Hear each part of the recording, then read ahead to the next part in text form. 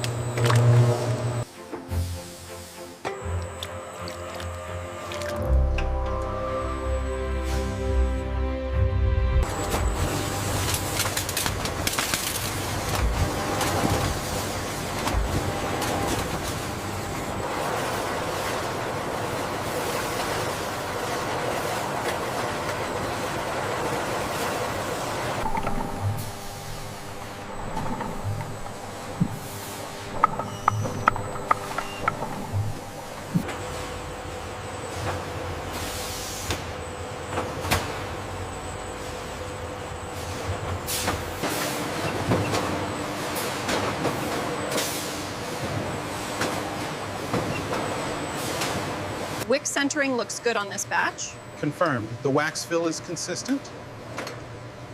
Labels are aligned perfectly.